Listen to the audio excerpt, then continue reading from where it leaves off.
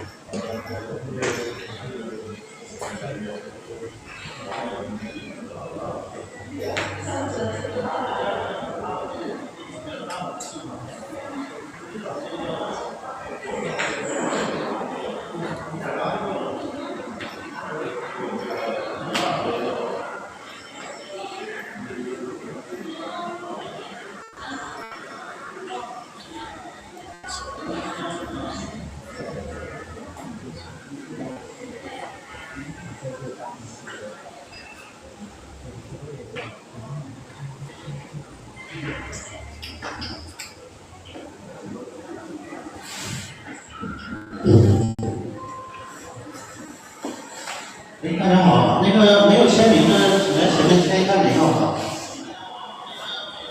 还有我们那个有活动的微信群，你们想快速的了解后面的活动信息的话，可以加一下。微信群去前面那个签名那里那个小助手那里，还有那个二维码。我原来跟那个加了，扫不了。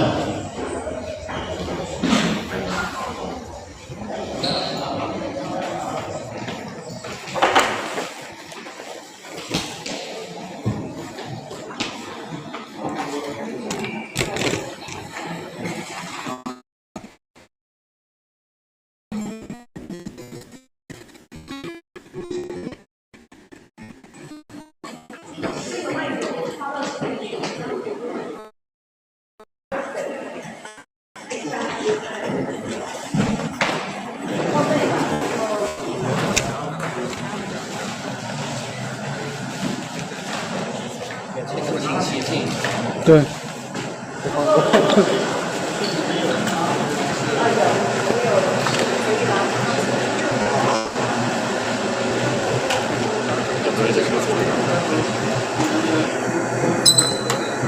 想坐这吗？那个这儿。小台上。你这位子挺好。你往后一放就行。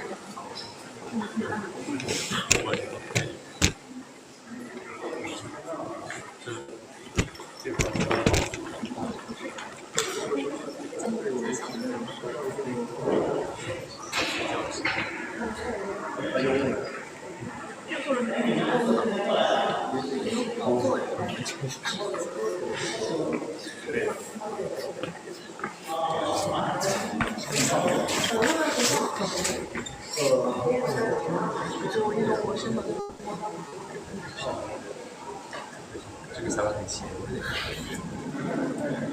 早上不起。对。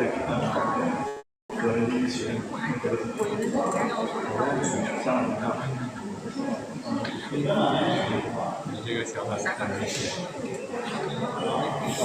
就是我听到这个。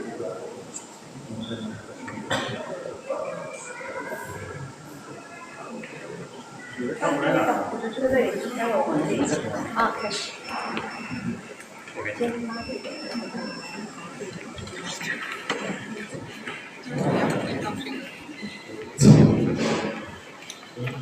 各位朋友，大家下午好，我是深圳市天文学会的石连达。然后今天这个活动呢，主要是深圳市天文台天文学会跟福建图书馆主办的，进行在市区的话会办一共8场的讲座和相关的天文科普活动。如果你们有兴趣的话，可以去前面那个签名处那个小助手里去加微群，了解活动信息会快一点。然后今天的活动呢，有佳能进行协办，他会提供一些设备体验，还有一会儿的话，佳能会进行一个设备的简单的介绍，大概10分钟左右，是吧？因为我们的一会儿下午的流程呢，就是先是佳能那边进行一个设备介绍。然后的话就是由这个裴一飞老师讲，如何用相机和手机进行星轨的一个拍摄，之后呢会留一段时间给大家提问进行交流。然后今天佳能也赞助了一些小礼品啊，并将这些积极提问交流的那个朋友，我们会给发一个小礼物。下面的话请那个佳能来介绍吧。发一个小礼物。大家下午好，不好意思，我先说一下，我们这个冰箱贴是限量版的，在那个大家平时可能很少见的一个冰箱贴，所以大家稍后可以积极跟老师互动。我来给。好，那我先简单自我介绍一下，大家下午好。我是来自佳能华南影像信息商务部的庆明。然后呢，可能有一些朋友呢，我经常在深圳做活动。然后以后如果大家喜欢佳能活动，欢迎大家可以多多来参加。那我先简单介绍一下佳能啊，因为佳能其实这个是个点。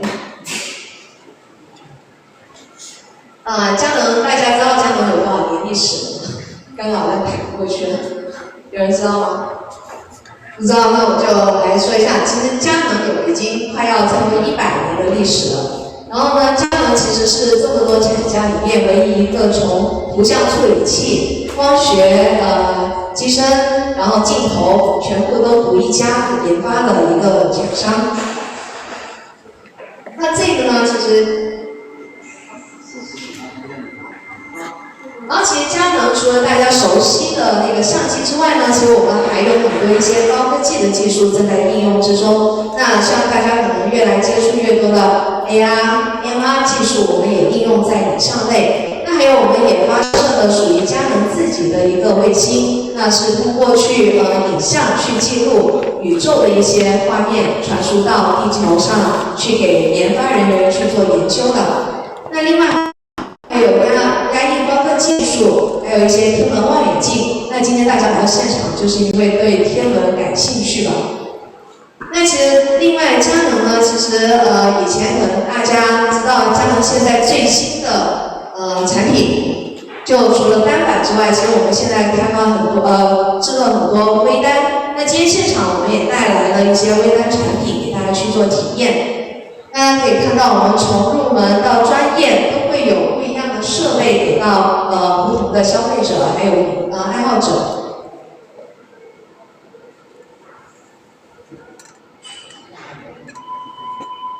那这一个大家看到的PowerShot系列呢，就是我们的一个小的卡片机。那大家看到我们 B1是我们去年最新的一个机子，那它从广角到一个那个变焦都是可以用的变焦机。然后另外一个是我们的微单系列，这下面是我们的一个比较入门的一个系列。那像大家看到的，可能拍天文类、星空类的话，可能就需要我们更专业的产品。那大家可以看到我们的一个从摄影爱好者到专业用户。那其实R系列像摄影发烧友这一块的R63，其实是很适合我们一个天文拍摄的。那它感官呢是它的那个感官各方面都还是挺好的。那现场今天也有，大家可以试一试的。那这个呢是我们专门为不同的摄影爱好者为量身定做很多不一样的使用场景。那像去年大家知道西冲暗夜社区，大家都有听过，对不对？其实去年我们佳能正式在我们的那个西冲暗夜社区那边挂牌了。我们有一个那个佳能星空影像创作基地，那我们不定时的也会在那边做一些户外实战的一些拍摄活动。那像去年的话，我们有针对萤火虫拍摄，然后像一些海边拍摄，还有一些星空拍摄。那现场也会做一些直播。那如果大家感兴趣的话，那也可以加入达老师说的那个微信群。那后面我们的活动，接下来我们6月份也即将开启我们今年的一个西冲的摄影之旅。那如果大家现场会有专业的老师做指导，那也有样机可以去做拍摄体验。那大家欢迎大家可以多多参加。那这个呢也是我们去年在西冲做的一个摄影展。那为了让大家可以看到最美的西冲，那我们联合了在西冲的一个大家很标志性的那个月球，然后还有一些沙滩上我们都做了，还有暗夜馆，我们都做了一个联展。那今年的话，我们也会继续在西冲开展更多活动，那欢迎大家可以多多参加。那我今天的分享到这里。谢谢。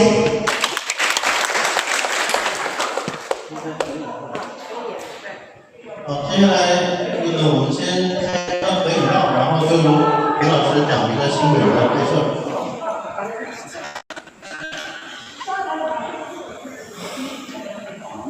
我帮你拿了。对，好了。这边。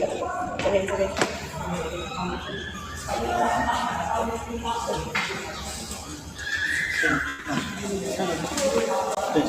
这么拿。往那边走一点。这边吧。可以吗？大家可以往中间坐一坐，对，我们来一张合照。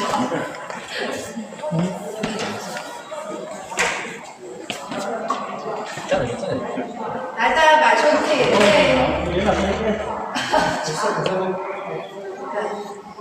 我们点个赞，比个耶呗，因为今天很难得一起，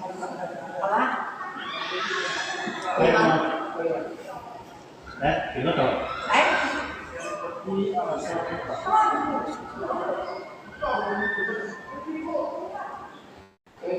好。那边是不会挡的吗？我再拍一张啊，交作业。哪一个？这好几个。哪一个？给我。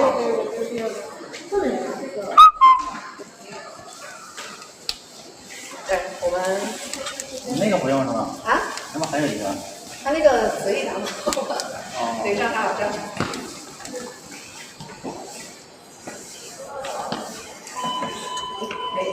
来，我们点个赞，不要那么冷静，我感觉好安静。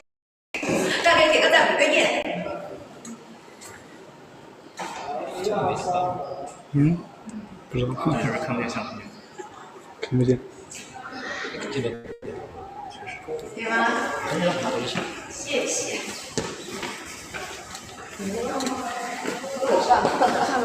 接下来有请了林一梅老师来讲一下新轨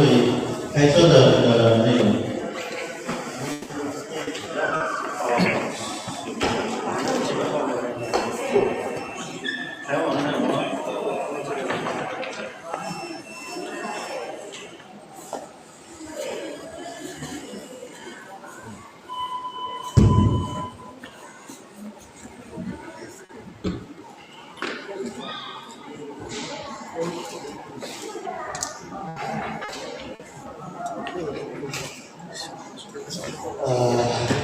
各位大朋友、小朋友，大家下午好。我是裴斐，然后网文化是夏雨，然后非常感谢大家今天下午能来这边跟我们分享。然后今天的这个主题是新轨有迹可循，新轨作品详细全程分享。然后这次分享主要就是围绕着一个问题展开，如果我们想从零去拍出一个好看的新轨作品，我们到底需要理解什么？准备什么？然后我们的后期要怎么去处理？今天的分享会偏实操一点，就是尽量把自己的实拍的流程来告诉你，希望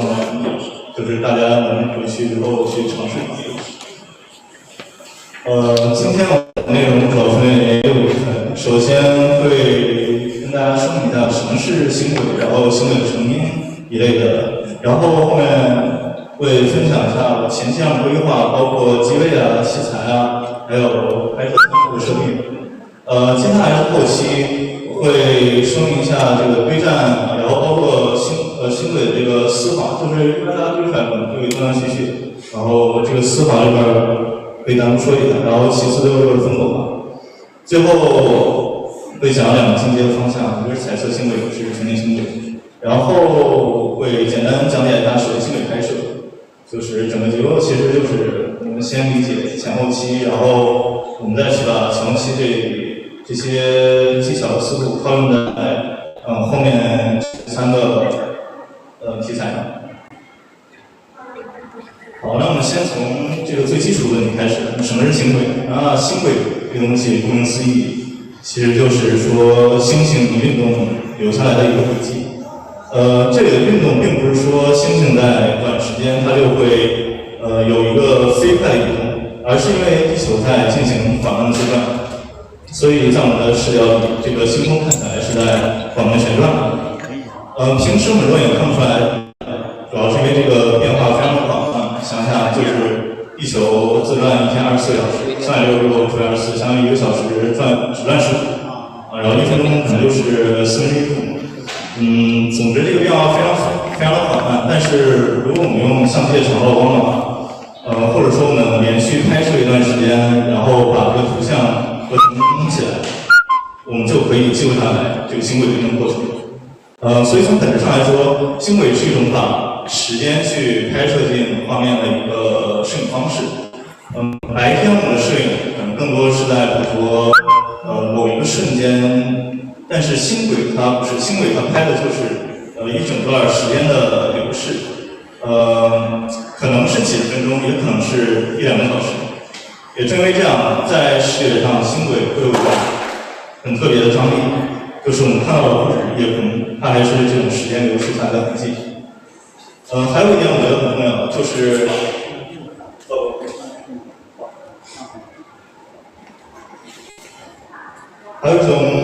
还有一点我觉得很重要，就是新轨它比较适合我们入门这个星空摄影，因为它不像深空啊或者说星野，它需要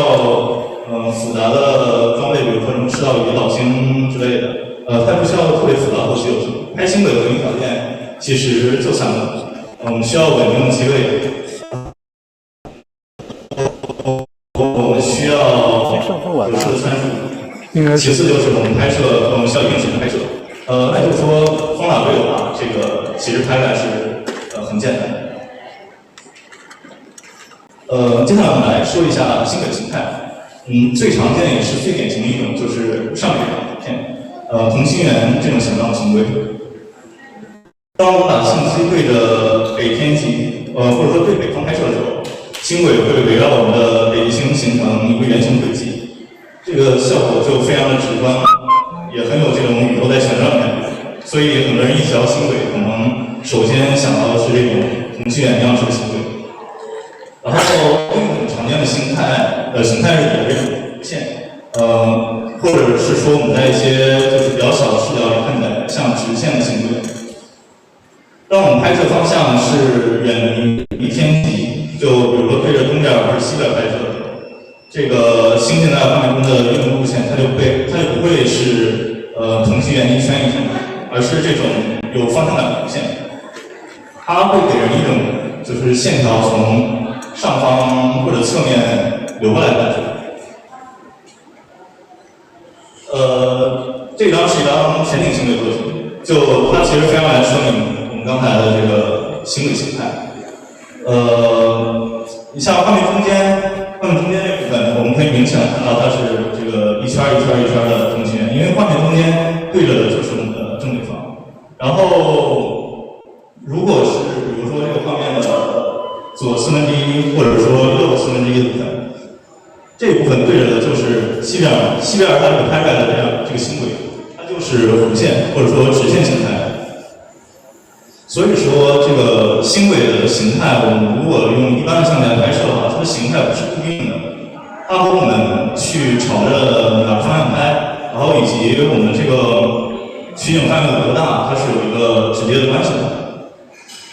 这个理解就会影响到我们后面去选择机位啊，然后包括我们到底想要去拍什么形态的星轨，就是很重要。就是我们不能只考虑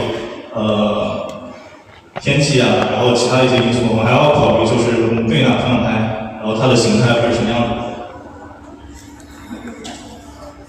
好，下面进入我们的这个前期准备的环节了。前期首先从器材开始讲，这个最基础的器材就是我们一定是需要有一个相架，因为星轨我们需要长时间把相机架在那里，然后之后去拍摄嘛，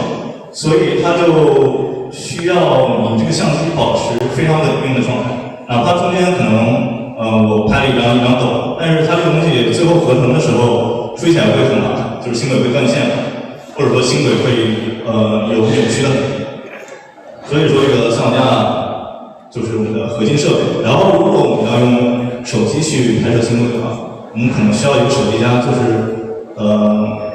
把它用于连接我们的手机和相架，对手机起到一个对应作用。第二个比较重要的东西就是我们需要有控制线，或者是说我们需要相机是具有间隔拍摄功能。因为现在比较常用的星轨的拍摄流程，或者说比较稳妥的拍法，我们都是同机位连续去拍摄很多张照片，然后我们把这些照片最后再以某种方式去进行一个合成。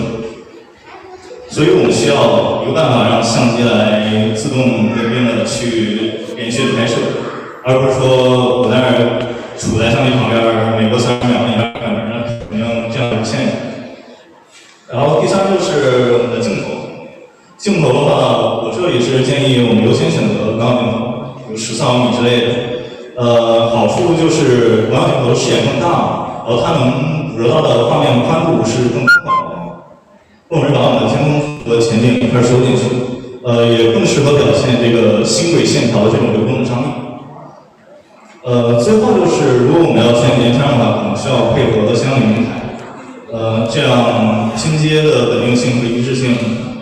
会有保证。所以总结一下我们其实需要的点就是，我们需要能让相机稳定架站。然后其次就是我们需要相机能够稳定去连续拍摄，就是它能自动去拍摄、自动去工作。最后就是我们可能需要一个视野比较重要的镜头。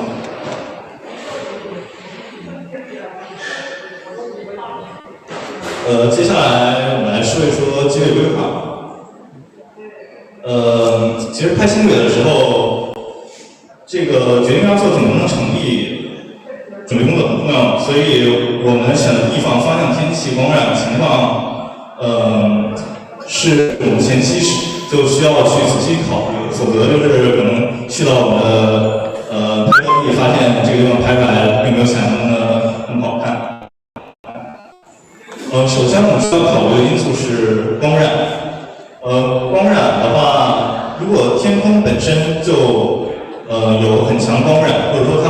就受城市或者说其他的灯光有一个影响的话，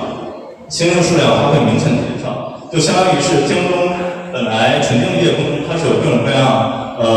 有亮有暗的星星的，但是由于这个光染的存在，或者说由于这个城市人造光源的存在，它会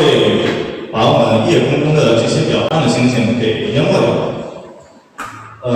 所以这样星轨我们最后合成出来之后，它的层次，就是说亮暗之间的层次，然后以及颜色都会受到光染一定的影响。所以我们拍之前建议大家是先看一看光染地图。大家可以通过微信上搜索天文通小程序，或者是通过去访问最右边那个 FF.cn 这个网站，然后我们来去查看我们拍摄地大致一个光染条件。我还提一嘴，就是在不同的光染的影响下，我们的曝光参数可能有很大的不同。比如说我在一个比如说我在一个荒人烟或者说远离城市的地方，我拍摄的时候可能感度需要拉长，但是如果我在城市里套用这个光焦眼影参数的话，那这个实际画面可能就会过曝，所以这个光染也会在会影响到我们的参数的数。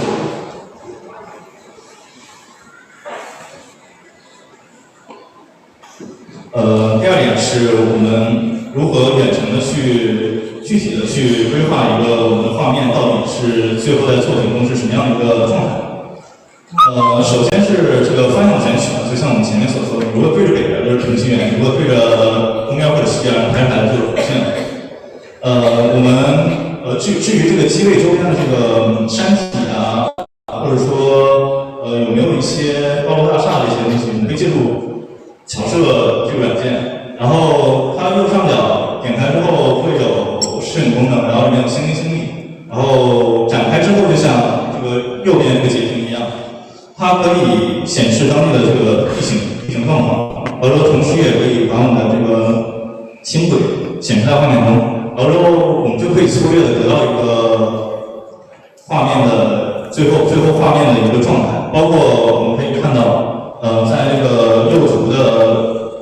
上方部分，我们可以去选择焦距啊一类的。总之，我们是通过这个软件来远程的去模拟一个我们机位的一个情况。然后第三点就是天气，这个天气就很现实意义上，因为如果起云了，或者说起雾了，或者说扬尘了，那你怎么着都是拍到天空中星星的。所以。建议大家在出发前不只要参考这个手机上的天气预报，我们可以参考一下我在这个画面下方给出了几个数据参考，Windy啊、Weather、天文通啊，这类工具我们可以用它来查看这个云层厚。这个就是我在 Windy 中去截了一个屏，像这种黄色的部分就是它预测没有云的地方，然后像这种比如说有白的啊，或者说灰的。就是有云的地方，然后还有像这种蓝点的、绿点的，就是它预测会有降雨的地方。我们可以在下方来拖拽这个时间的进程，然后之后来去查找后面几天的这个天气状况。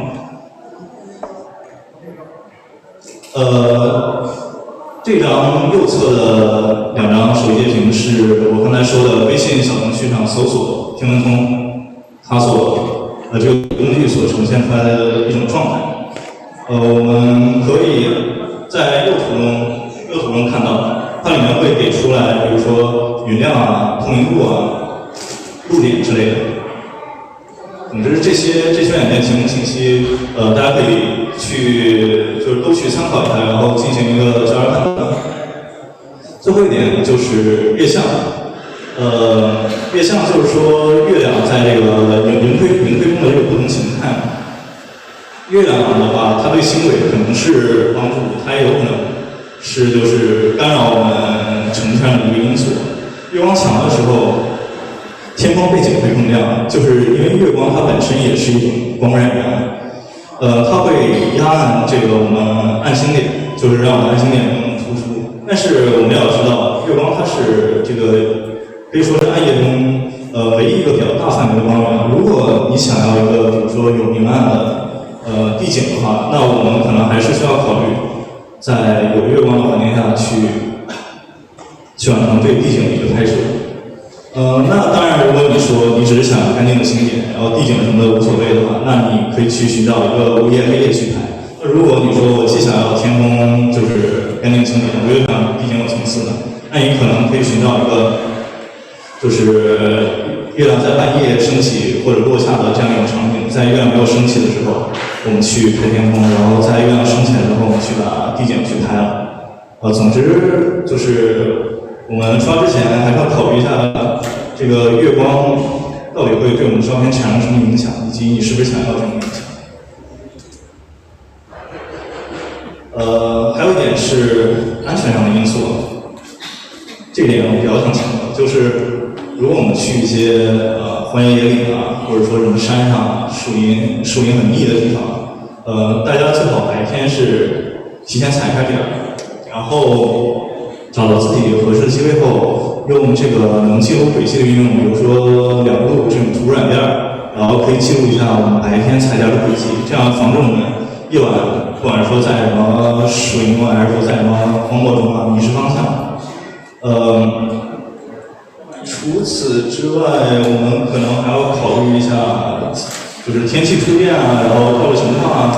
野生动物啊，有没有蛇，有没有熊啊这种的，然后包括你的车是不是停在安全的地方。总之，这个安全因素希望大家去重视一下，毕竟安全还是第一的，没有安全你图是拍不到的。这个右边这个是我下方是我在白天踩点的时候拍摄下来的这样一个地景。然后上面是我最终夜晚拍完星轨后的一个成片，就是我比较建议大家去这么操作，会相对安全一点。最后就是景点选择，就是我们一张好看的星轨的话，它并不仅仅在于星空上好看的，就是我们一定要考虑我们的地景是否好看，或者说是否具有一定的地理意义。可以是山林，可以是树木，可以是建筑，可以是湖面，也可以是什么道路啊、废墟啊、石林之类的。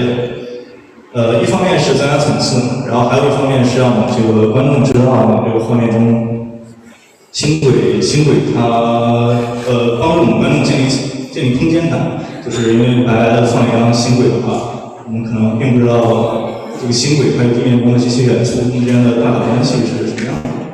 总之是让他们知道这个星轨不是个抽象现象，而是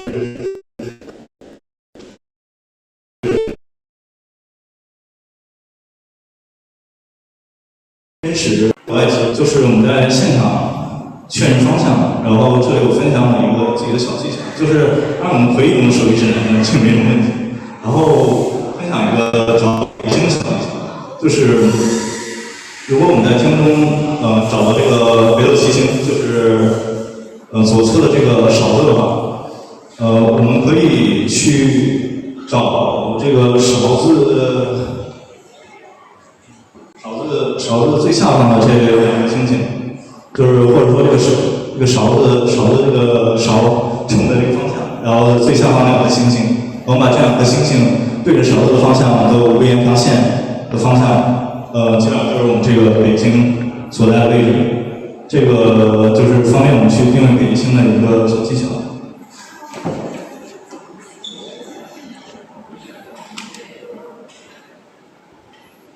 好，接下来我们来讲一下前期当中的这个拍摄参数。光圈的话，因为我们拍的是夜空嘛，它这个不管是星星还是说夜空本身，包括地面，它的光线是非常有限的。然后更大的光圈它意味着更大的进光量，所以我是建议大家，可以把光圈全开，但是可能有的时候你会遇到你的镜头光圈全开的时候，画质非常差，那你可以考虑收亮光圈，比如说你从 f1.4 收到这儿，来观察一下这个镜头来观察一下这个拍摄的画面它处在一个什么状态。当然就是如果没什么大问题的话，那还是建议大家全开。其次就是快门，这个快门我给了一个30秒的原因是因为，就是很多相机它的那个不经扩展的最长快门时间是30秒。当然我们也可以选择一个更长的快门，这样我们后期的时候对战的时候会更加省力，因为它张数少。但是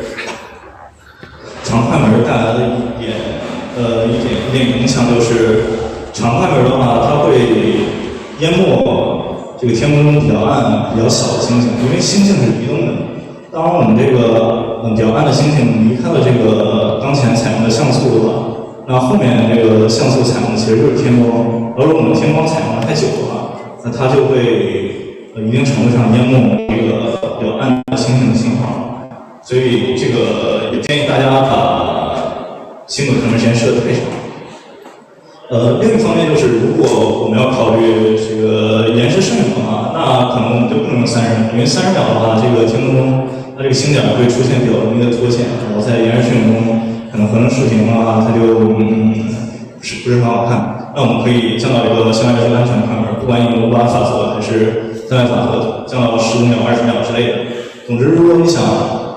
在拍星轨的时候，同时兼顾一下清晰的星空的话，那你可以在现场的时候，尝试一下不同快门速度，然后回看一下它的这个星点有没有脱线。第三呢就是 ISO， 确定光圈和快门之后，我们这个决定照片或者说画面亮度，那就是 ISO。ISO 我是建议大家先试拍啊，不管你设一个什么6400还是设一个1600之类的，总之你先试着拍一个，然后去回看。但是你在回看的时候，你最好不要依赖这个显示屏或者取景器，因为在非常昏暗的环境下，它有可能这个画面是欠曝，但是因为显示屏它本身是比较亮的，所以在昏暗环境中可能根本就看不出来它欠曝了。我建议是在相机中回看的时候调出来指望图。指望图的话，它描述的是相机不同亮度像素的分布数量。就我们以底下这张图为例，我们可以注意到它这个红、绿、蓝的峰值基本都落在了这个指望图的中间，让我们认为这个就是一个比较 OK 的画面的亮度。如果你在看指望图的时候发现这个3个峰值都压到了这个指望图的左侧，那这个时候就是欠曝。如果这个峰值是贴到这个指望图右侧的话，那就是过曝。总之，我们需要根据这个来调整一下我们的 ISO 参数。第4点就是对焦。对焦的话，在暗夜环境下，一般来说，这个相机的自动对焦，它去对星点的话是很难对好的。当然，不排除有一些相机它现在对焦系统做得比较好，但是我是建议大家去采用手动对焦方式，然后并且放大屏幕当中的画面，你去找屏幕中的星点，然后去看着这个星点来慢慢的从那个相机的对焦板，然后让这个星点尽量的锐利，尽量的小。或者我们可以找就是比较远的灯光，然后来进行对焦。总之，我们需要在这个光的画面中去找一个离得远并且比较亮的一个光点，然后来对焦。并且自动对焦还有一点事，就是你可能最开始自动对焦最好，但是在镜头拍摄的中途一定要关闭这个就是途中对焦这一点。就有可能你第一张是对好，但是拍着，你不知道相机什么时候就抽风了，它可能就跑了，然后就导致你这个星轨中间浮力了。所以就大家记住了，不管你最开始用的是什么方式，在镜头拍摄或者说快门线拍摄的时候，一定要把每次释放快门线自动对焦这个选项给关闭。第5点是白平衡，这个没什么可说的，就大家有固定白平衡就行。因为不固定白平衡的话，在夜晚的话，这个画面颜色很可能会就是一会儿绿一会儿紫一会儿黄一会儿蓝。这个固定白平衡方便我们去现场观察一个光的情况。第6就是拍摄时长。刚才我们已经提到过，就是地球的自然速度，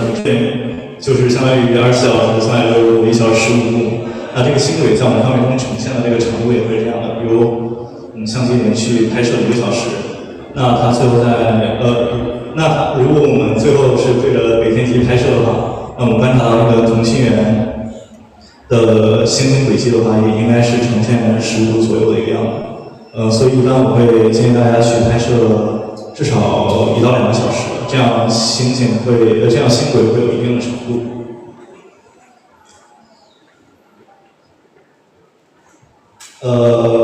我最近使用过一个参数，或者说就是右边这张图的参数，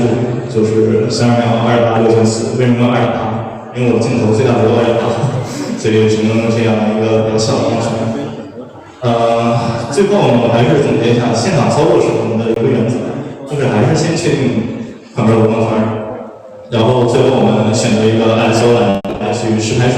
根据我们这个回看后查看这个图片的明暗情况，我们再来调整我们的 ISO。你这样累计拍摄多久？累计大概是2个小时，就是240到30秒这样一个情况。格力它11点它有为什么？那就是差不多2个小时。好，我们接下来进入这个后期部分。首先我们要提的第一件事就是堆栈。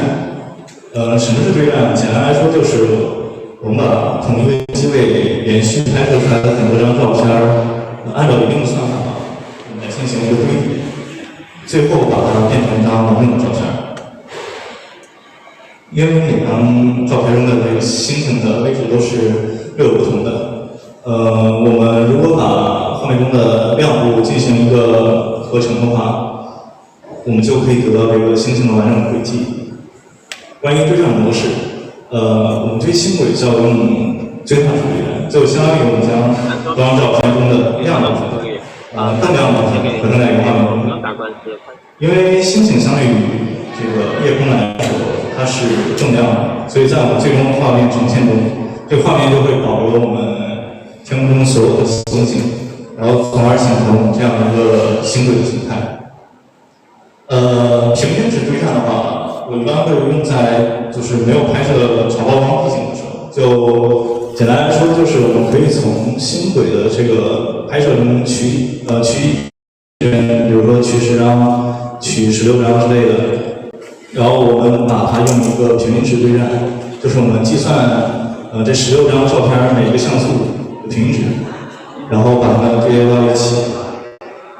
这样的话可以减轻我们画面中这个随机的噪点。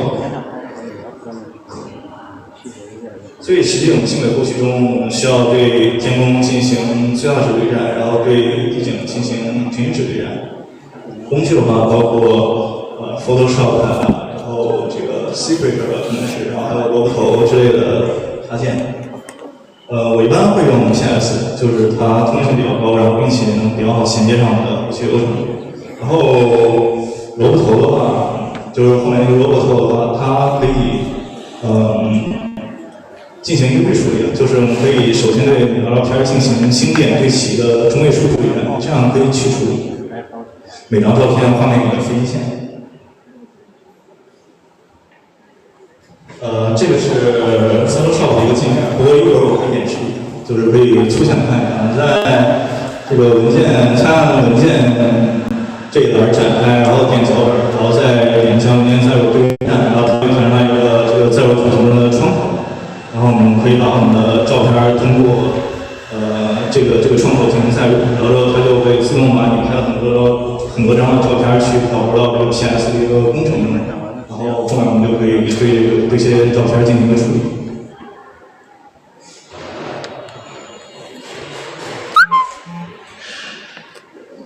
堆栈做完之后的话，可能很多人会觉得，就是它堆出来之后不够丝滑，或者说断断续续的，或者说感觉这个星轨有毛刺感。这个东西我们怎么解决呢？我们首先来说无线星轨。无线星轨其实在 PS 也是在 PS 中有对应的模糊选项，我们可以沿着这个星星运动方向，然后来定义我们这个模糊的方向，然后这样就可以对星星进行一个平滑的操作。然后其次就是对于同心圆的话，我们可以用 PS 中的旋转模块，然后它是通过定义一个模糊的旋转中心，然后来对整个画面进行一个旋转方向的模糊。还有一个 PS 中的插件是风光画中的优化，这个可以把画画面变得丝滑，但是它会有点像整个画面变成流体的，就是它会仿佛整个画面中掺杂了很多细小的流动，就像是你的笔刷在我们的这个颜料上划过那种痕迹。还有有些使用的插件是选插件，里面会有一个渐移效果，包括底下的这个 Secret 中的 Motion Effect， 其实它们两个的实现逻辑应该是近似的，就是对我们的序列中每张照片乘以一个渐变的系数，这样它让这个星轨是有一个漂亮的尾巴。然后楼头刚才我们有提到先进型基于星点对齐的中间值对战，然后这样可以消除画面中干扰的，不管是卫星啊还是说飞机啊，可以消除画面中干扰的光亮。然后我们对于这些去干扰的图片，我们再进行最大的对战，这样也可以优化画面效果。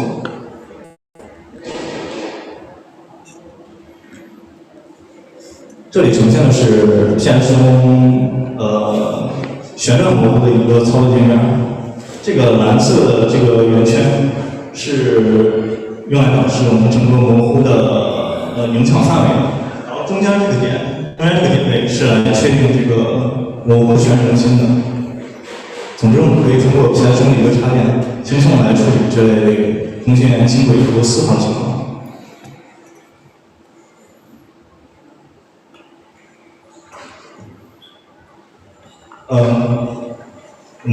在后期这边再来讲一下这个图片的风格化。首先我们这个照片会有一个影调与色调，就是一般我们在夜里拍摄的照片，它通常都是暗调，就是说它的画面大部分的像素分布集中在这个画面的比较暗的集中在这个亮度比较暗的区域。然后色调的话，这块其实涉及到就是色彩搭配上的一些知识。我不知道有多少同学听过什么青橙色调啊，然后那个糖果色调之类的这样一些风格化的内容。就是其实在这个不管是在什么照片拍摄当中，这个风格化会影响画面的最终的一个美观程度。那我们这些星空摄影或者说星轨摄影，它也不是例外的。通过我们这个右边这张图，我来简单的说明一下，比如说相对色、对比色的这些概念。就是单色的话不用说，单色的话就是可能你整个画面就基本只有一种颜色，或者说你整个画面像是上一层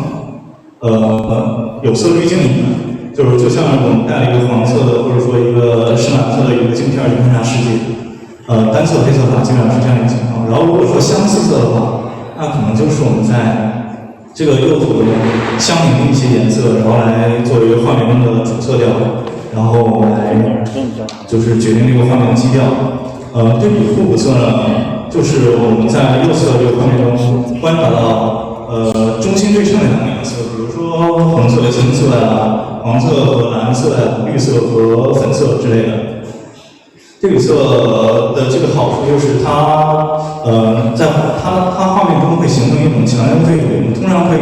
说给画面中的暗部和亮部赋予这个两种不同的对比色，然后来增强这个画面的一个对比效果。还有其他的一些矩阵配色、三角配色呢，这块就先不展开了。总之就是我们一定要在画面中去合理的搭配各种颜色，包括说如果这个画面的颜色太乱的话，我们应该去统一画面中的颜色，这样才能让我们画面变得更加的和谐。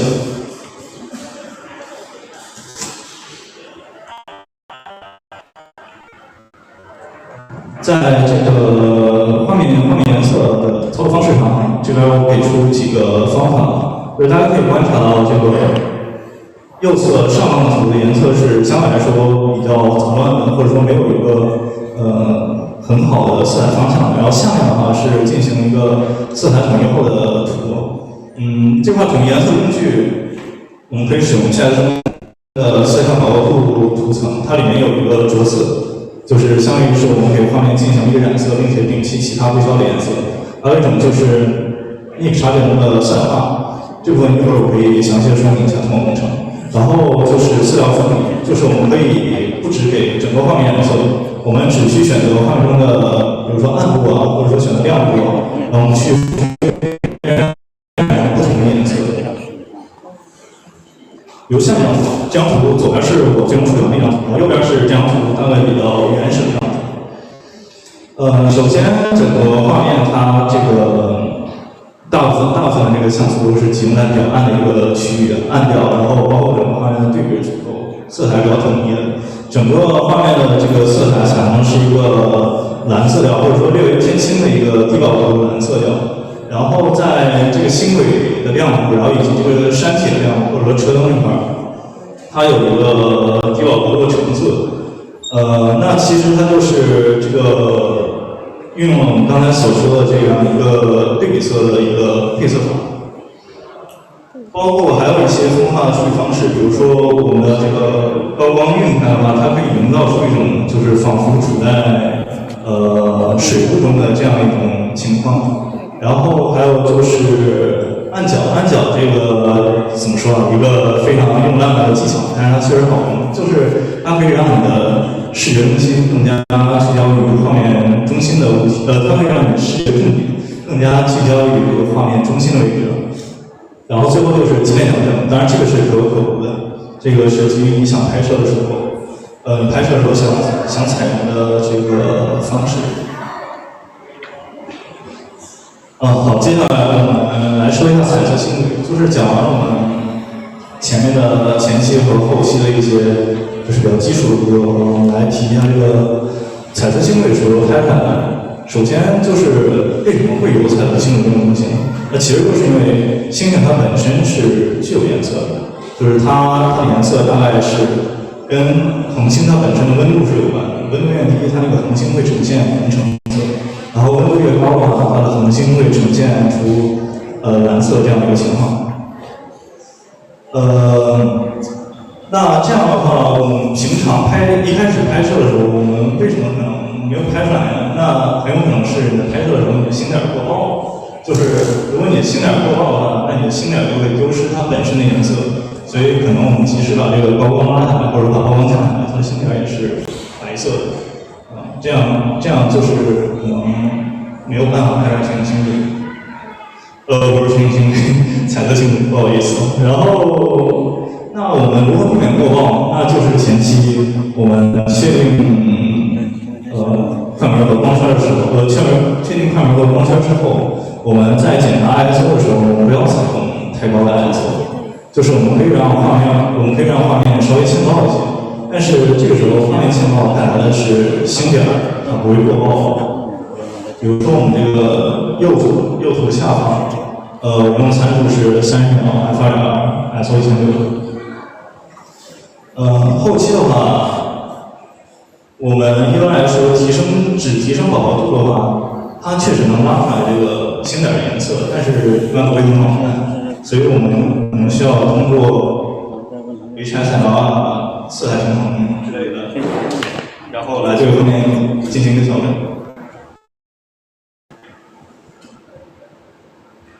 这样我们讲一下全景星轨，就是传统的方法，我们可能全景碟片都会想到我们用一台，不管是1台还是几台相机，对着不同的方向去，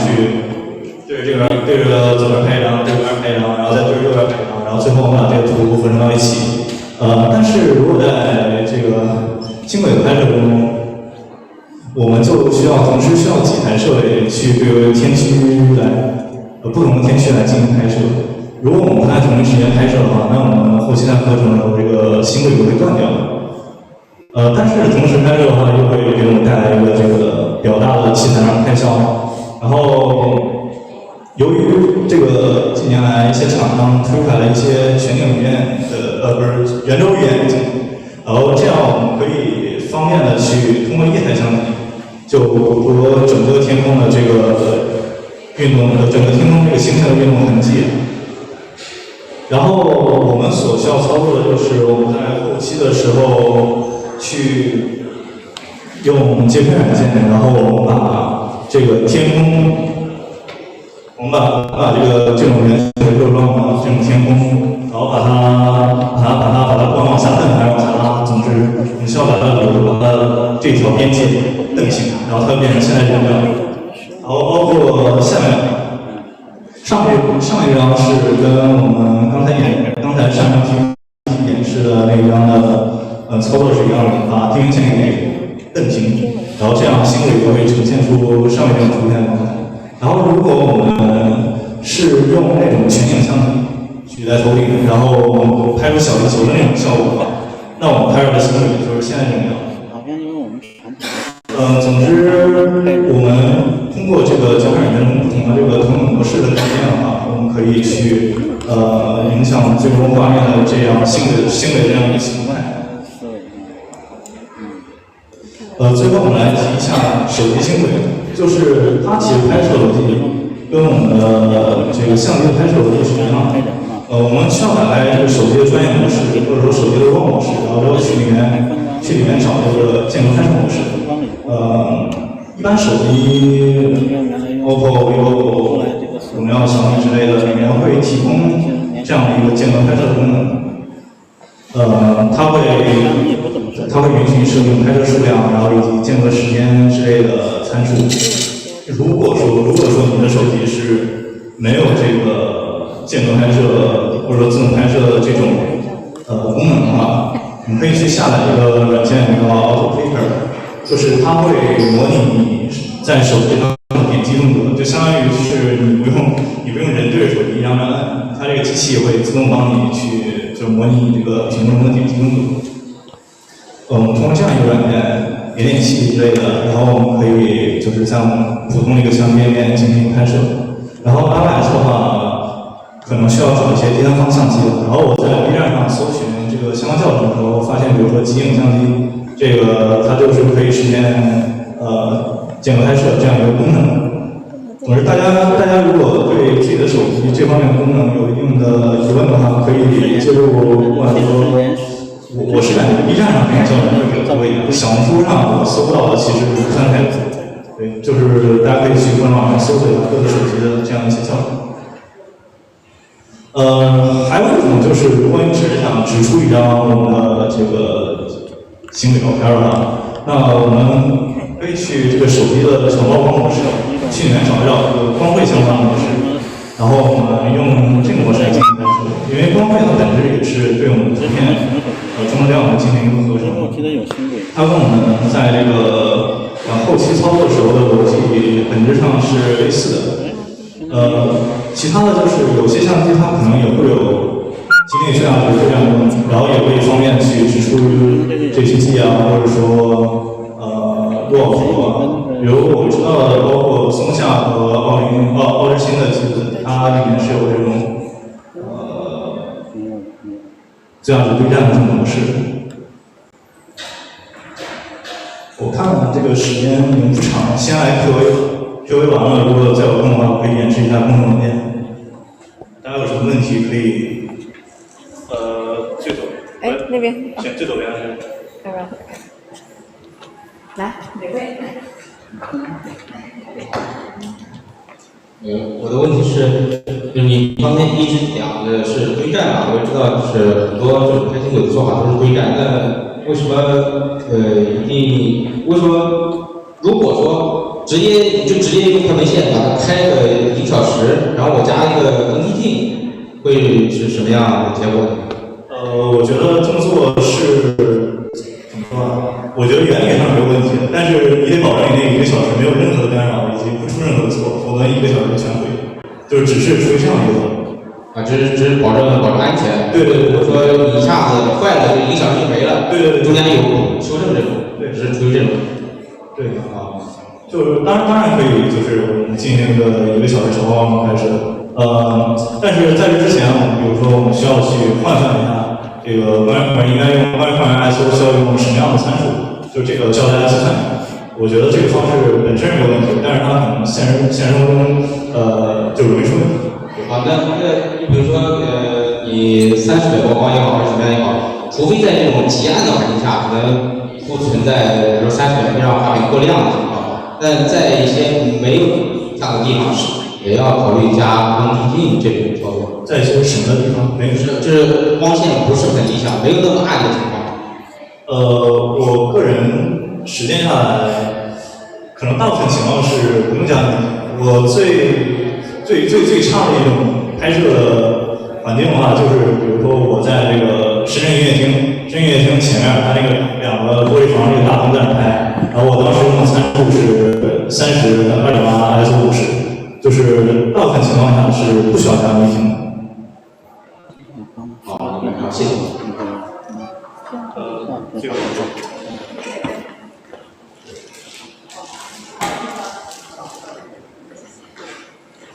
老师你好，我想问一下，就是您有没有使用过胶片相机进行这个星空拍摄？然后有什么需要更加注意的点，以及技巧上会有哪些变化？谢谢。胶片这点，这种东西我是没有使用过。然后你想拍的是星轨还是说银河之类的？星轨，那我觉得可能你需要考虑的是胶片在这个暗夜环境下，它可能感光，我接触到的情况就是它的感光好像一般不会很好，因为在拍星野的时候，通常也需要很长时的曝光。我觉得这个你需要搜寻一些胶片的资料去看一看，这个星星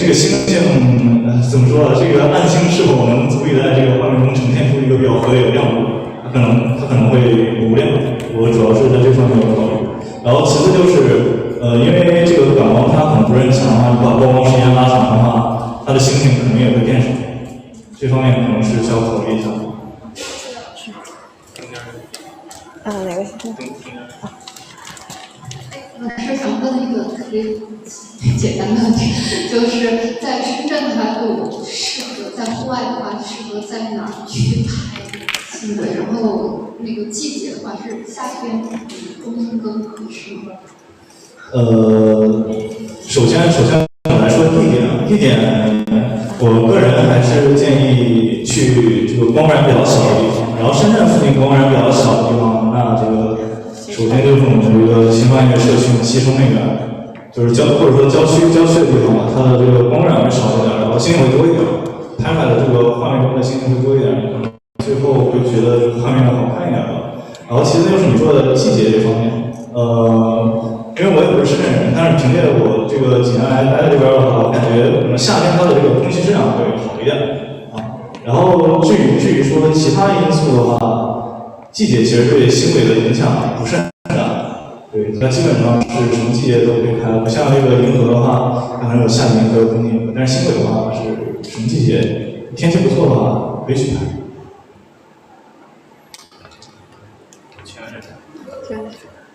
老师你好，我看到有前面说有全景，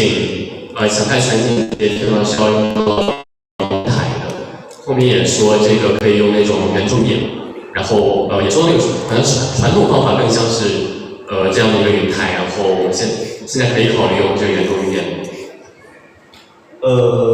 如果用圆周鱼眼的话，那其实你需要完成的就是对天顶的拍摄，然后对天顶拍完之后，你再去边上补一圈地景。这样操作就可以了。你边上补地景的话，如果你拿那个圆周鱼眼的话，它其实视角多宽广，然后你可能不用那种就是很好的云台，应该也不会有太大的问题。然后我还想问一下，就是像用云台的话，它不是想切换不同的角度，这样其实意味着是不同的时间下去拍。这个因为我并没有用过，所以想问一下这个。你说的是用圆周鱼眼还是不用圆周鱼眼？不用圆周鱼眼。不用圆周鱼眼的话，那你就需要有好几台相机，对着天空不同区域去同时进行拍摄，然后你再放大合成。否则的话，你天空的星星在动，拍这个区域的话，你再去比如说拍旁边一个区域，它那个星星跑掉，你拍那个星轨都接不上。好，谢谢。后面。老师你好，我只是一个就是想问一下，不知道老师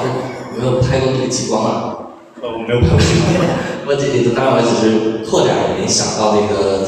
天上的一些这种现象。可能我之前也看过一些展嘛，也有一些摄影师就是拍这种星空，然后也有拍极光的，我就在联想到这个两个是不是也是比较类似，可能就是拍摄的这个一些方法这个技巧的话。极光的话，这个也是凭借我个人的知识，它可能，那极光我拍过极光，我们天文学会里面每年都会出去拍极光的时候。极光我觉得比星轨还更简单一点。还有你只要控制好亮度，然后也一样要用三脚架。掌握好曝光时间，一般不要太长，太长它极光在天上动的那个，你要看一下现场的速度。太长的话，就像把那个拉丝拉平了，就没有曲线感。对，它没有太多的技巧性，就像刚才那个裴老师说的那个，你只要先把对焦对好，对到无穷远，快门 ISO 调好，然后先试几张，感觉这个曝光控制的整体比较合理，你就飘在三脚架上去用监控拍摄拍就可以了。明白，好的，因为毕竟我们中国嘛，我们看极光的这个条件也是没有这个条件的嘛，我也只是可能之前看过有一些星空展，就拍天空的，就也是联想到了这一点，也非常谢谢你们，谢谢。国内拍极光是去北边一点，像多尔衮拍到那种偏粉色的，它一个会有吗？对，纬度不够，但是看不到的。你如果想拍那种绿色的极光，基本上要去北欧或者是阿拉斯加和加拿大北欧那种，对，要跑到北纬靠近北极圈附近啊。之前可能我关注一个新西兰那边的一个摄影师，他们在那边也有一些这个。新西兰那个叫南极光嘛，新西兰的南岛和那个澳大利亚的什么卡岛、塔斯马尼亚，有的时候能拍到，但是概率比就是去北极圈附近那几个地方，像什么菲尔班克斯啊，或者是这个黄冈那些，还有冰岛，比这个概率要低很多啊。南极光不太好拍啊。行，非常谢谢，非常谢谢。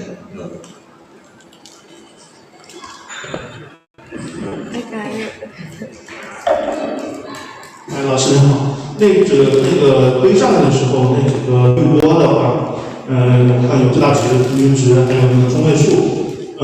最大值堆栈的话，就在高 ISO 的时候，会不会因为噪点的原因，会产生更多的把噪点留下来，就产生一些伪的那个像是星星的东西？它其实最后你堆栈出来的效果会像那个画面整体的体量一样。对，它整个就全亮了。对。然后，所以我个人还是建议，你要不然用什么中位数方法去预处理一下你每个照片，要不然你就中间去加模之类的。否则它如果你去直接就拿一个只堆上堆栈，然后同时我又想拉伸那个星点的，就是星星更多的星轨，就比如说我拉一下纹理，拉一下锐化之类的，那样直接拉效果可能不是很好，最好还是模糊一下。就是做2次堆栈，先对中位数把噪点什么先搞掉一些，然后再做最大值或者是平均数。对。OK， 好，谢谢。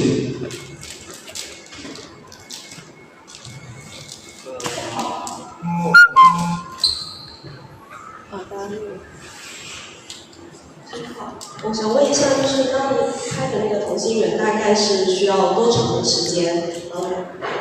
同心圆那个是拍了2个小时左右。谢谢。然后还有一个问题就是，刚刚您在说您在那个音乐厅那边拍的，我不知道您当时，因为深圳的城市里面光污染是很严重的，不知道您当时调的参数，或者是说就是拍出来呈现的效果，需要后期再处理成什么样的？其实那个效果不是很好，就是星点会很少在那种以直冲的那种城市光源的情况下。当时就是用了30、2.8，然后ISO 60，但是实际上最终出图的效果星星非常少。我不确定是当时的云太多，还是说这个就是完全是光染的。我还有一次在北京午门那边拍星轨，也是30、2.8、50，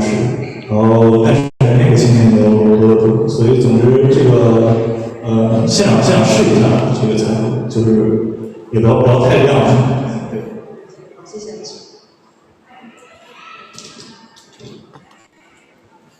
老师你好，我想问一下，如果说我们要拍银河的话，是要1到2个小时吗？还是说其实整个包括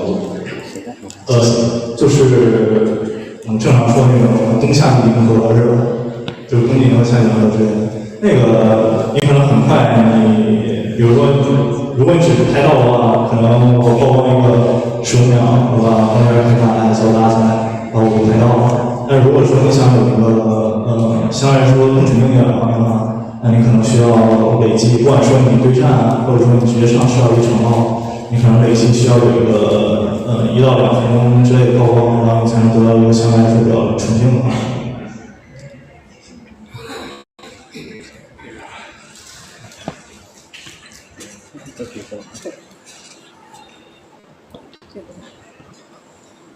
老师你好，讲一个问题啊，因为刚刚同心圆问它地球自转是1小时15度，那这个一个圆的话，或者叫半圆形，还是要45一个3、4个小时以上吗？半圆，你是说轨迹在成一个半圆的形态？应该15度1个小时嘛？对啊，一个圆或者一个半圆的话，一个轨迹不是你不可能拍到一个完整的圆或者一个半圆，因为天会亮的。就是你最后拍一个晚上，你可能也就是最多也就12个小时，就这样一个情况。最多就是拍到一个半小时，除非说你去那种很靠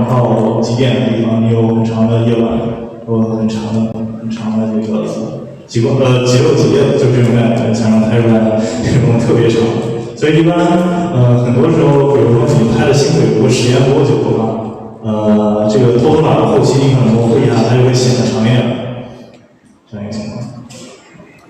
老师你好，我想问一下，因为大家毕竟都是成为爱好者嘛，然后在城市里面有没有一个假想，就是用风光的一个渐变滤镜来拍一个城市夜景，然后再加上这个星轨的一个方法？有人是这么拍过的，没有问题，但是可能你甚至都不需要用渐变滤镜。就是你可能只需要对天空和地景做高位曝光就可以。就比如说我们在拍天空的时候，我用比如说30秒这种参数，它地景够高了，那你可以通过后面单独对地景做一个高位曝光，比如说我可以降到5秒，或者甚至说2秒，我们来对地景做一个拍摄，后期的时候再做曝光合成。这样的话就可以同时保持你天空有充足曝光，同时地景它也不是过曝的。我的意思是，如果你只对天空拍的话，它地面的那些灯光再亮的话，它不会影响它一个长曝的效果。这个它是跟滤镜没有关系的，就是因为它本质是说我的光影扩散到天空上，不是说我加一个滤镜就能把这个光给抵消掉的。就是相当于它是本来比如说星星有一个信号。然后它这个地面光相当于说把这个非常暗的信号全给截断了，就是它是这样的一个影响，而不是说我这个降一曝光或者说加滤镜、加这种渐变滤镜就能解决到问题。好的，谢谢。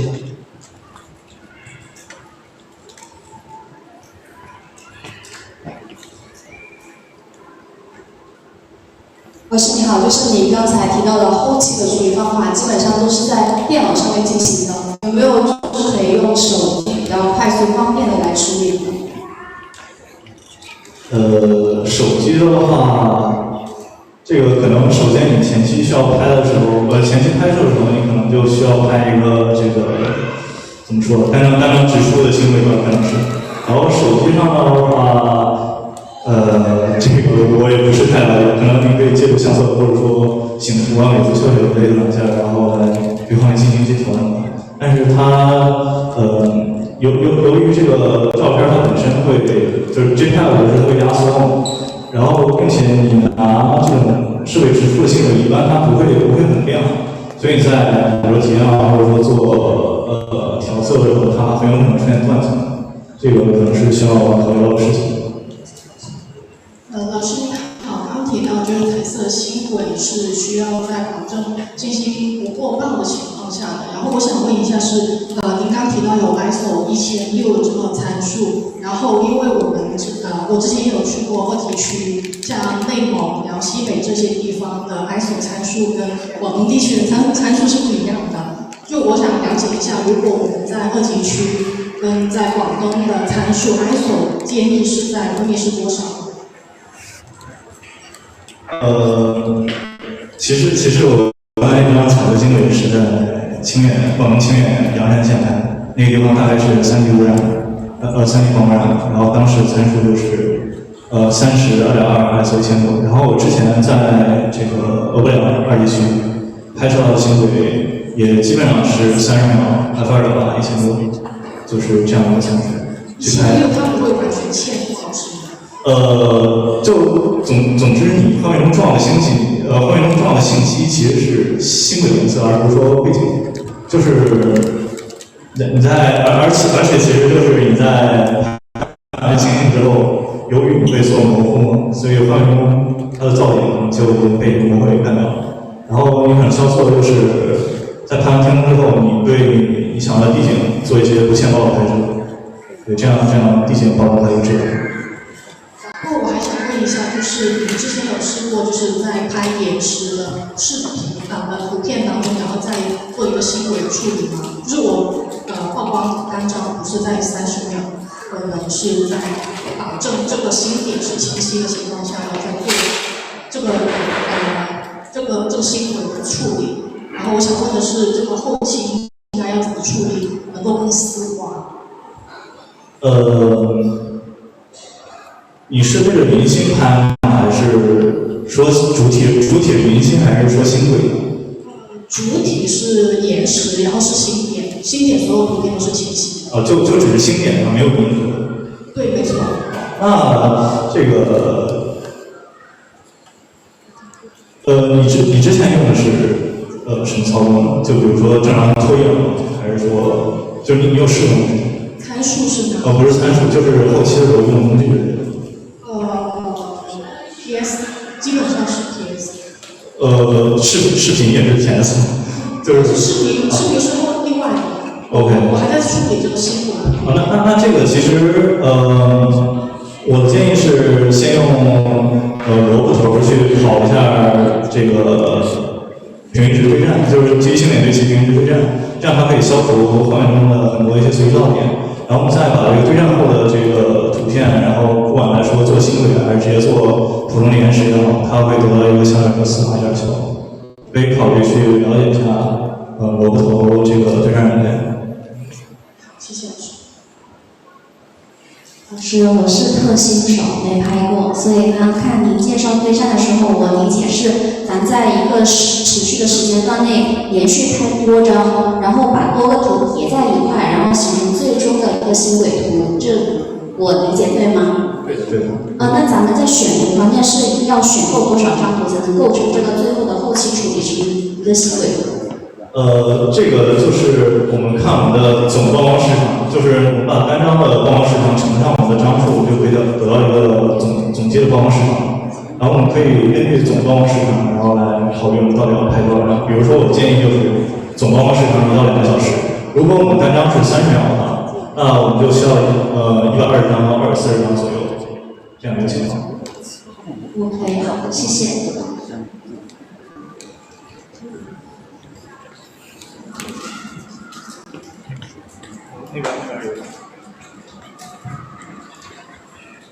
老师你好，我想请问一下，就是用定焦镜头去拍这个星轨的效果，会不会更明显一点？我个人考虑到就是定焦，你如果拥有一个比较大的光圈的话，那它自然这个进光量会就是干预前的进光量会比较多，那它相对于更小的这些镜头，它应该会有比较好的画面。那它的虚化效果会不会影响到这个方面的过程？虚化的话，如果你说你拍星星的时候，需要对显影进行一个单独拍摄或者包围对焦，或者就是你把光圈就如果显影离你不是特别近，你可以把光圈稍微收一点，然后让它景深没有那么浅。然后如果你觉得它是一个你能接受清晰度的话，你也可以直接这么拍就没有问题。好的，谢谢。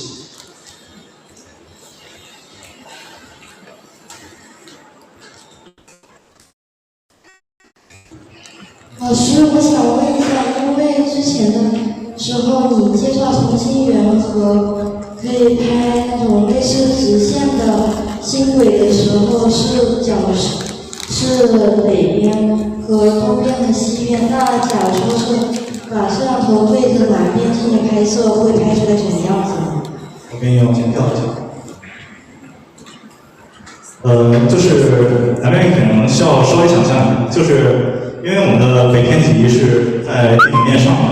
然后之后北天极和南天极连线是地轴，然后地轴是穿过我们地球球心的，相当于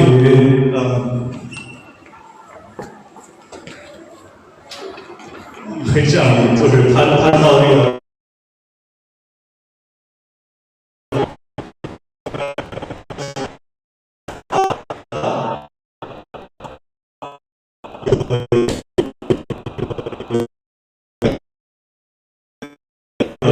砍掉一部分，就是相当于这个南天极的这个旋转中心是藏在地平面下的，然后地平面上面呢，它可能剩的就是这样一串的弧线，就像这边一样，可以发现它也是这样的一个弧线，然后但是我们看不到它的这个旋转中心，因为它旋转中心在地平面之下，这样的情况。可是，如果说是在南半球的话，是不是就需要面对南边进行拍摄？对的，对的。如果在南半球的话，就相当于是南天极在天空中，对，旋转中心在天空中，所以也需要对南边拍摄。谢谢老师。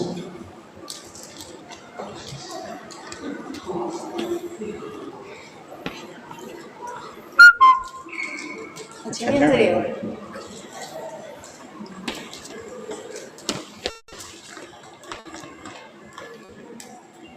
老师你好，首先我是个新手，没有拍过，但是对我的爱好者，这个很爱好。然后他们讲的所有的这个关于新闻的问题，然后我想到我很喜欢去徒步爬山嘛。我们当时也是爬夜景，想到如果说晚上你不在山顶上拍星轨，或者是在广阔的地方拍星轨的时候，可能也会有雾气这种东西。在我们过去拍也会因为镜头被雾气感染，如果说我用相机这种专业设备拍，如果镜头被就是雾气蒙住了，可能会有影响它那个视觉的那个图片展示，那要怎么解决？这个时候我们需要一个镜头储物弹，就是它是一个环形状的一个加热的一个条弹，然后你可以把它缠在这个镜头的这个镜头身体上，然后它会给镜头做一个加温，这样它的水汽就不容易凝结在我们这个镜头的表面上。我可以理解成是像大疆手持相机的那个广角的概念。它是缠在镜头上，而不是挡在镜头前面，这样。就是它也不会对拍摄有其他的影响。对，不会对拍摄有其他影响。但是你这个时候也需要考虑一下，就是它可能是没有严重到就是比如说在湘江截路，但是有可能你整个这个环境都会起伏，那这个就是不让，因为你根本看不到星星，就不是你相机看到，是你人也看不到。对。然后我还想再了解一下，就是您当时第一次拍星轨的时候，就是你有遇到什么问题，我想能够做个分享，你遇到的问题和问题所解。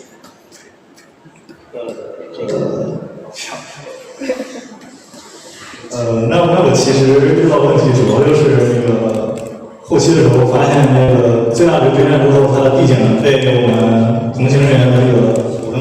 火灯给打亮了。然后那么这个方法就是我在最大值对战里面，我把天空单独抠出来，只对天空做最大值对战，然后这样它就同时把那个被影响到的那几张红色的照片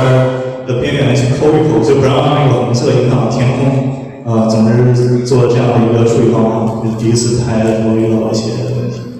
所以我可以理解成就是我拍摄的时候选择的角度和所有方法很重要，然后我后期我 P 图的功力也是很重要的地方，对吗？就怎么说？如果你能在前期避免这些问题，那当然好。但是因为你不一定是一个人去拍镜，其他人可能难免会对你的画面产生一些干扰，或者说天空中比如说天空中有飞机啊，或者说你这个可能在道路旁边有车正在晃来晃去，这样一些情况，这个是你前期很难去避免的。所以你要不然你就去什么荒人烟的地方，一个人去拍摄，没有人打扰，然后你也很棒的环境，要不然你可能就需要后期去学一些技巧，然后这样来就是补充一下你这个前期上遇到一些这个短处吧。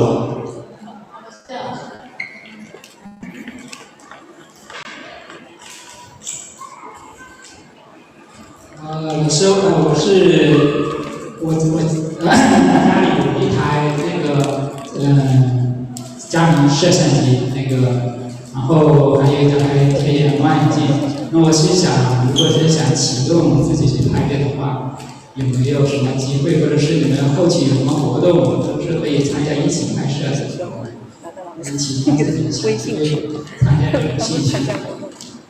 后期的话，这个新闻协会对，有活动可以刷。我们目前计划是大概6月6号会有在西丰那边有线下的拍摄活动。你们如果有兴趣，可以加微信群或者是关注深圳市天文学会公众号，还有西丰国建社区公众号和小红书，我们都会在上面发活动通知。可能微信群里我们会发的会快一点。线下会搞一些实际的拍摄活动。前期我们最近先是搞几场讲座，然后也会办一些线下的实际拍摄的这个体验活动。好，谢谢。老师你好，我有一个问题是那个全画幅，特别是要好过那个M43这样系统。那刚才您有提到过，像是2084跟松下，因为它有相对应的一些配置是可以解决这个问题的。另外还有一个问题就是那个星轨的话，是只要我能看到肉眼看到星星，就相当于我可以在这个环境下拍，就算它的这个光污染也是5级以上。首先你提到这个画幅问题，就是我是想说，不管你什么样的相机的话，这个拍星轨基本上不会是一个没法拍的这样一个短板。然后，但是可能有些相机它内部有一些自然摄影功能，然后可以方便我们去使用。然后最后面就是你说，如果能看到星星的话，那就能拍。那其实可以这么说，但是就是如果你肉眼看到星星的话，那如果其他地方，比如说没有跟直射影的位置，然后你不会有比如说镜头眩光，或者说不会有什么人走来走去去遮挡你镜头，那确实在你这样是这样的，这样你看。但这样情况是不是会跟那个地面的灯光会更亮一些？这样需要调整 ISO 到更低的一个情况。我建议是你拍天空的时候，你就专注于拍天空，然后如果拍地景的时候，你觉得就如果你拍天空的时候发现这个地景有什么问题，然后你可以后面去补拍，然后做一些弥补。好，还有一个问题就是 Lightroom 是比较可以做这个对战的，但是 Photoshop 是不是会太多在这方面 ？Lightroom 据我所知是不能做这个对战。好的，谢谢。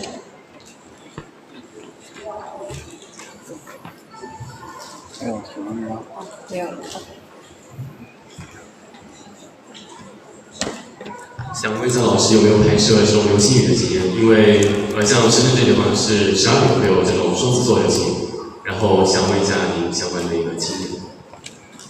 流星雨的话，一般我们会选择8月份有一个英仙座，然后12月份有一个双子座，就是大部分人会选择这2个流星雨的时候去拍一些照片。然后像拍摄流星雨这样的一个，可能需要去做一些准备。是拍照片是什么情况？就可能就照片。照片的话，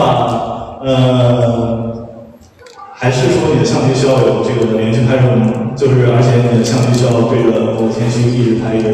去等那个流星去划入你的相机的曲线的这个范围内。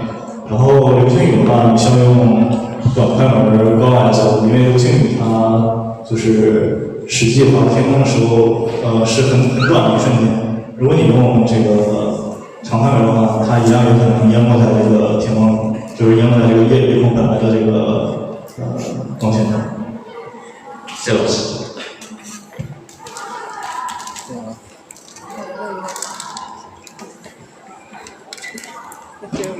老师你好，我可以简单问题，这个拍戏的时候与纬度位置有没有关系？因为假如我在赤道上或者在北极圈去拍那个你是说星轨对吧？星轨跟纬度是有关系的，就是我们在北半球的话，北极星跟地面上的夹角，实际上就是我们所在的纬度。就是比如说我在北纬30度，然后我朝天上这个正北，然后30度角高度去看，然后就能看到北极星。如果是在赤道的话，那可能就是它这个天气就正外经线，所以你拍到那种光线。